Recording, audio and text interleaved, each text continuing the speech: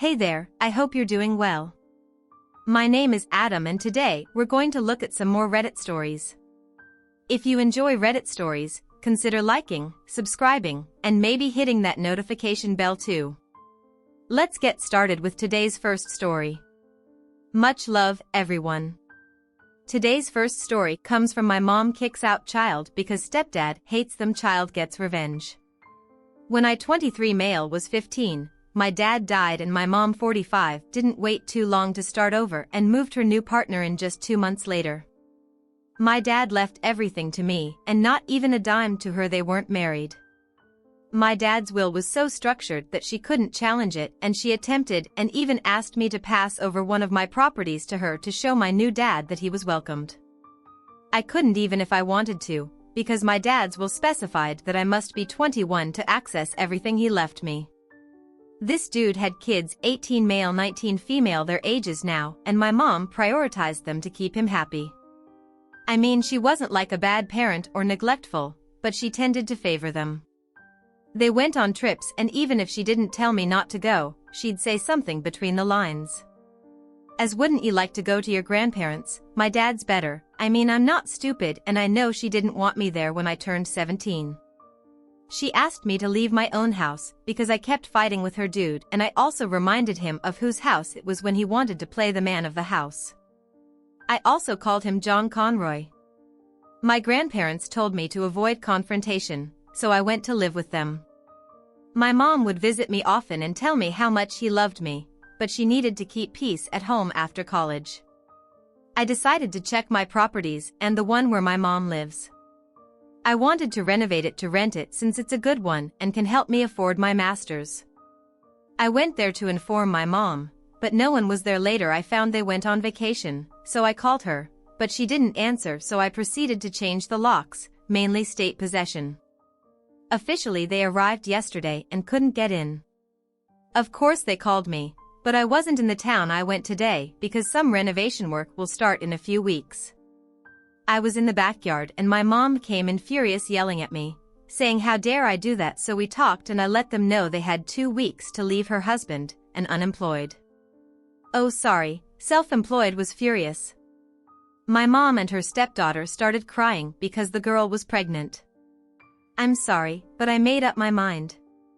My mom's family is shaming me, but I'd like to know, if you think I'm the idiot, edit, I own the house and I'm the one who's been paying the property taxes every year. My mom called me today saying we could talk, not the idiot, because you were kicked out of your own house and made a secondary priority as a child. As an adult you're now doing what you couldn't do then. Ensure you're doing everything legally, so they can't make things harder on you. I'm wondering if your father knew something and that's why you got everything. Also Opie, even if your mom's stepdaughter is pregnant, she and all of them, to be honest, isn't your responsibility.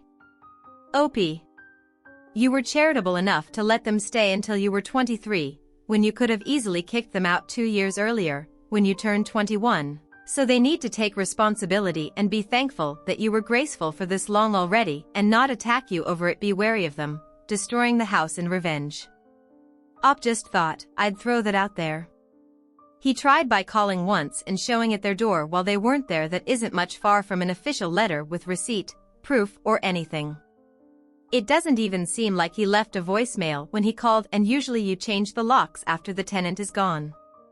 Not while they still live there and haven't been evicted yet, so you are the idiot. The mother and stepfather likely have squatters' rights and tenant rights that dictate whether or not you're allowed to change locks or renovate, how much warning you're obligated to give them, and what constitutes reasonable steps to have notified them. This isn't my house, my rules. It's what a landlord can legally do when their property is under tenancy, and that's well beyond what we can talk about here. Agree, major red flags that she treated you like rubbish over the years, but when she needs a place to stay she's happy to leech off you. She's an adult, she made her bed, so she shall lie in it. You are not responsible for her or her husband, and I'm sure they're fully capable of working. Sorry for the pregnant lady, but at the end of the day these are your assets and home go no contact. If you can, and tell her where to go. You're not her bank or provider. That was her job and she failed miserably when she basically excluded you in favor of her new family. So, okay, she was happy with them. Well, she can stay with them and they can all be happy together in their homelessness. Some background: I have 4 kids. My eldest, John, 27, male, was my first wife who died when he was 5. I eventually remarried and got 2 step-daughters, Lisa, 25 and an 18. Then my second wife and I had Mike, a young male teen, my wife, and I made sure to give them comfortable lives. When John and Lisa graduated from university, we gifted them condo units. We'll do the same when Anne and Mike graduate. Also, they have trust funds that will be released when they turn 30. I'm pretty proud of my kids. John and Lisa graduated from top universities. John has a high-paying job as an engineer, while Lisa pursued a master's degree in business while working in marketing. Eventually, she started her marketing consulting firm while being a part owner of a spa. John recently got engaged to his girlfriend of 2 years and they want to get married by the end of this year. She seems nice, however, she doesn't earn as much as him. My son spends a lot of money on her on dates and on expensive gifts. I understand it's his money and he can spend it. However, he wants. She also moved in with him in the condo that I gave him.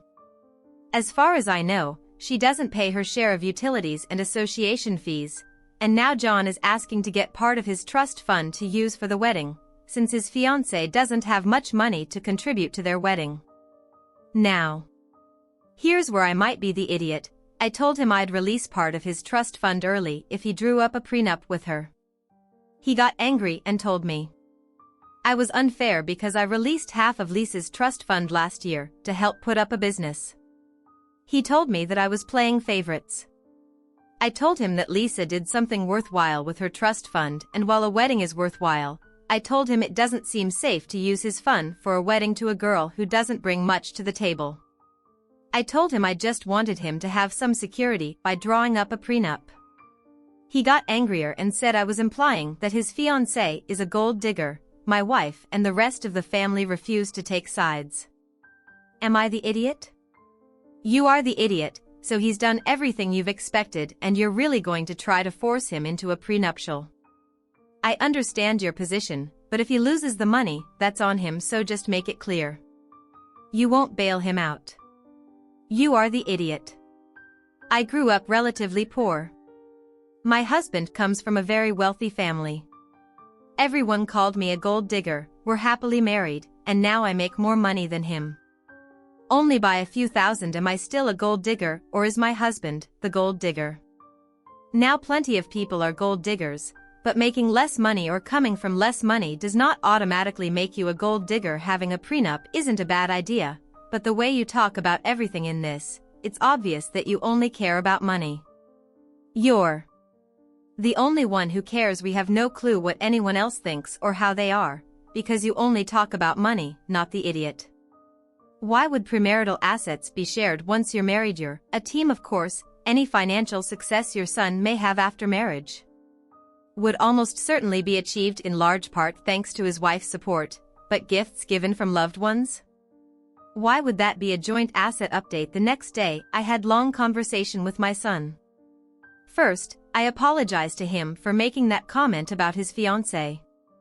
I realized it was demeaning and uncalled for. Second, I asked about their living arrangement.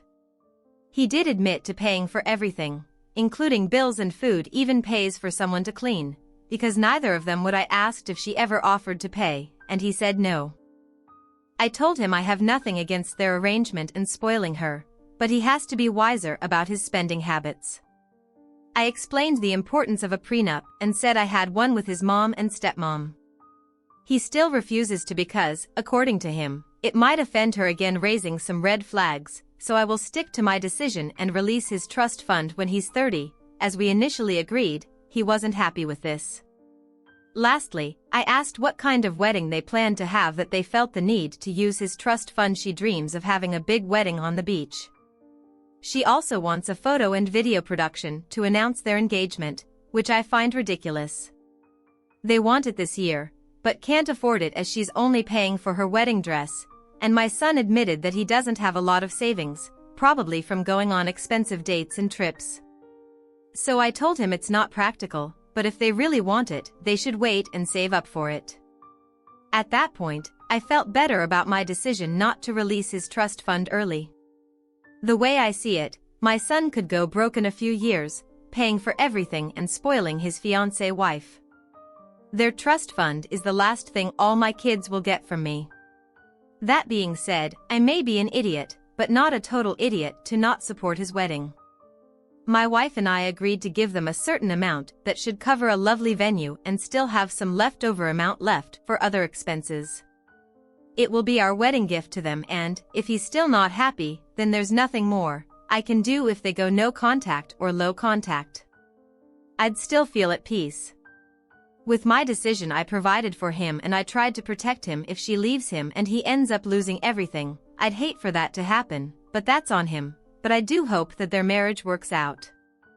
Thanks for the update. The real question should be, how can he and his fiancée not have money for a wedding when they have a paid-for condo?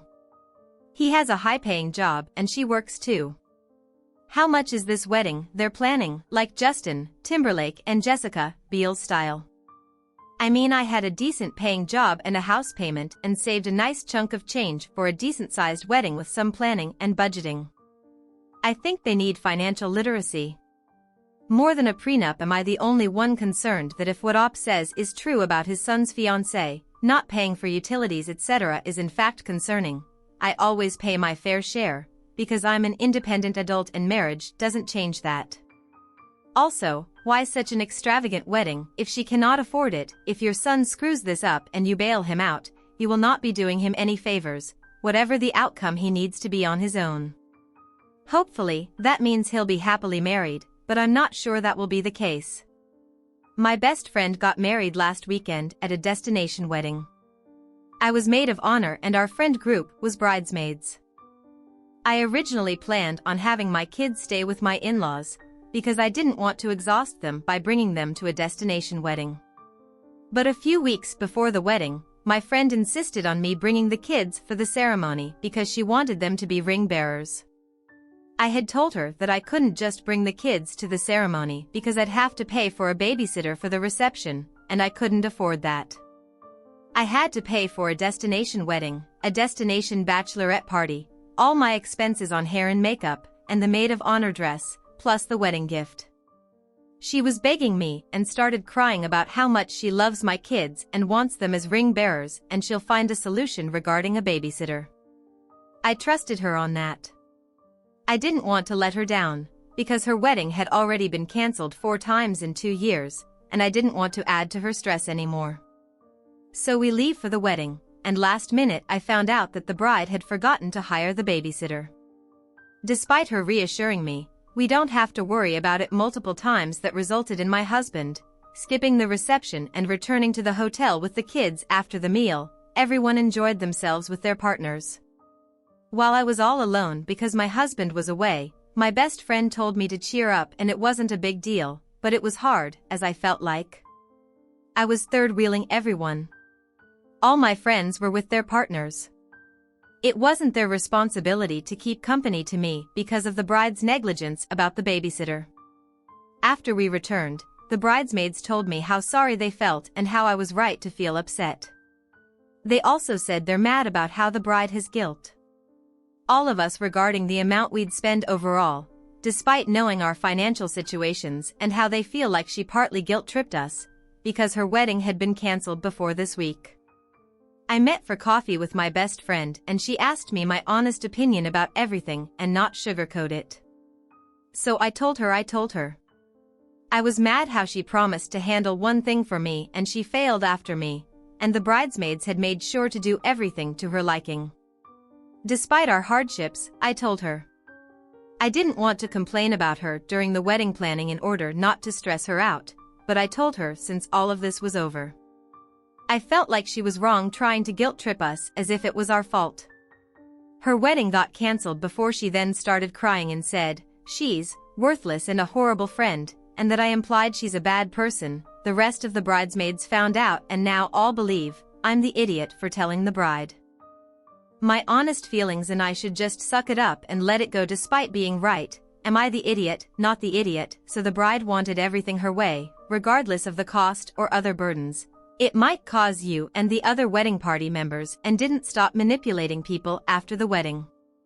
I think that the only reason she asked for Opie's honest opinion was to be able to turn people against Opie and make them forget how she treated them all. Also, she didn't get defensive. She went right to, "Oh, I'm a bad person." She knew the answer before she asked. She was hoping you would lie to her to make her feel better. Sounds like an emotional manipulation tactic. To me, she may not be so great of a person. Destination. Weddings already ask a huge burden on everyone involved, but as someone not in the us, this thing about bridesmaids paying for their hair and makeup continues to astound me. You gave so much for her special day and she couldn't even keep a babysitter promise. Why are you friends with someone so manipulative and willing to use you? I'm a 24-year-old woman and have a stepmother who recently turned 50. My parents divorced when I was 5 and my dad remarried when I was 8, so I've known my stepmother for a long time and I rather like her. Plus she's the mother of my younger half-siblings, so getting along with her is good. I live with my mom growing up, but still saw my dad a lot and by proxy. I saw her for my mom's 50th birthday. I paid for the two of us to stay at a really nice hotel for the weekend and have a girly pampering time. It was a great memorable time for the two of us. I got invited to the party for my stepmother's 50th and I know she feels the cold easily, so I made her a crochet blanket in her favorite colors, purple and gray. It's the size of a queen bed, so she can easily have it on their bed. She liked it but seemed confused that there wasn't more and asked if I had something else planned. I was confused and asked what she meant and she brought up how I'd done a whole weekend thing for my mom, and surely this blanket wasn't all that I had planned for her, right? The party got a bit awkward after that, and I told her I'd done more, as that was my mom and I'd also spent months working on this blanket for her. So it wasn't a simple thing. She got upset, and when I stressed the difference being that my mom was my mom, so of course she received a different category of gift. My dad felt I was being rude and not treating her fairly. Now I like her, but she didn't raise me. Had my father been raising me, I could see why she'd be upset over this, but he only had me every other weekend and the occasional summer and Christmas. My dad then tried to say I should take her out to make it more. Even I got upset with this and said no, that I couldn't afford that because of the money I'd spent on wool, and besides, I felt my gift was plenty thoughtful. I ended up leaving the party not long after all of this. My dad is upset with me, thinking I did this on purpose to upset her and ruin her day. I honestly thought I'd done something nice for her birthday. Is it wrong that I'd planned different kinds of gifts for this? Not the idiot. You spent months making her a beautiful and thoughtful gift and she's mad that what you didn't spend enough, that your mom got something more. You're not the idiot. Your stepmom is super entitled and your dad should be ashamed for backing her up. I don't know if it will do any good or worth the breath used, but if you've been crocheting for a while, she must know how time-consuming it is. Knowing the time and care it takes to crochet a queen-size blanket should have made her feel honored, not slighted. 4 months she worked on this for her, so a lot of thought and planning goes into a project like that. You thought of something that would comfort her, keep her warm. You picked her favorite colors and spent so many hours over a long period working on something for her. How close could the two of you possibly be if she can't recognize that? Honey, I'm so sorry for you. A gift like that is a literal labor of love and deserves to be cherished and appreciated. I'm going to turn this one over to you. What do you make of this situation? Share your thoughts in the comments below, and as always, a huge thank you from the bottom of my heart for getting involved in today's stories. Your love, support, and time mean the world to me. So, thank you so much for being part of this. I really appreciate your time. I'll see you in the next one. Take care and much love.